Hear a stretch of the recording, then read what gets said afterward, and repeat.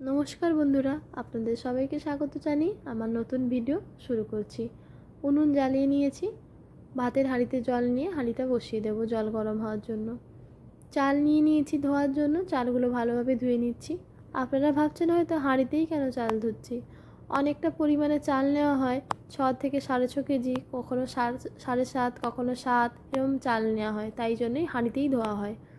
তো চালগুলো ভালোভাবে ধুয়ে হাঁড়িতে ঢেলে দিয়েছি আর আনাজ কাটতে বসে গেছি। আপনারা আমাকে জানাবেন আমার ভিডিওগুলো কেমন লাগছে, তাহলে আমি আরও নতুন ভিডিও দেওয়ার চেষ্টা করব। তো আমি আনাজগুলো কাটছি, এদিকে দেখলাম ভাতটাও হয়ে গেছে। এতটা ভাত তো একা নামানো কখনোই সম্ভব নয়, তাই জন্য কিছুটা পরিমাণ ভাত আমি ছেঁকে নামিয়ে নিচ্ছি। আর যতটুকু থাকবে ওটা ফ্যানটা গড়িয়ে নেব। ফ্যান গড়াচ্ছি তার আগে কড়াইটা বসিয়ে দিয়েছি তেল গরম হওয়ার জন্য।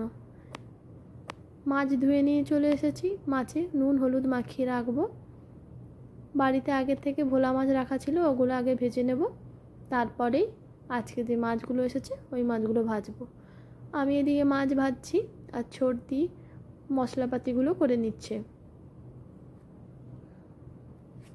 এত পরিমাণে বৃষ্টি হচ্ছে, জ্বালানি সব ভিজে গেছে, তাই জ্বলছেই না উনুন। মশলা করা হয়ে গেছে আর আমার মাছ ভাজাও হয়ে গেছে। ঝোল বসানোর জন্য কড়াইতে আমি তেল নিয়ে নিয়েছি। তেল গরম হয়ে গেছে, টমেটো কুচিগুলো তেলে দিয়ে দেবো। টমেটো কুচিগুলো আগে দিচ্ছি কারণ আমার শাশুড়ি মা বলেন গরম তেলে টমেটো দিলে নাকি রং ভালো হয়, তাই জন্যই আর কি দেওয়া। টমেটোগুলো লাল লাল হয়ে ভাজা হওয়ার পরে পেঁয়াজ বাটাগুলো আছে, পেঁয়াজ বাটাগুলো দিয়ে দেব।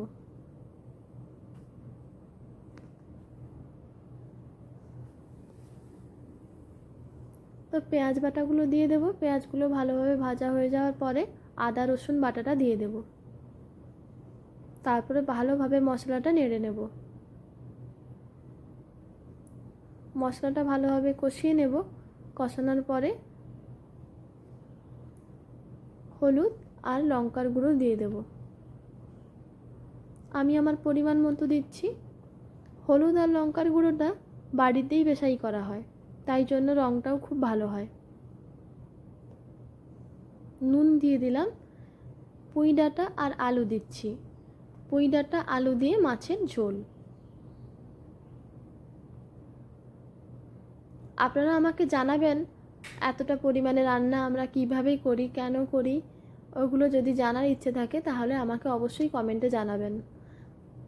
এইদিকে আমি ঢ্যাঁড়স আর আলুটা কেটে ধুয়ে রেখেছি। ছোটদি ভাই রান্নাটা গ্যাসেই বসিয়েছে কারণ উনুন একেবারেই জ্বলছে না। আর বাচ্চাদের রান্নাটাও বসিয়ে দেওয়া হয়েছে, বাচ্চারা সব স্কুলে গেছে, স্কুল থেকে এলে ওরাও খাবে। তো আমার এই ভিডিওটা কেমন লাগলো লাইক কমেন্ট শেয়ার করে জানাবেন। নমস্কার।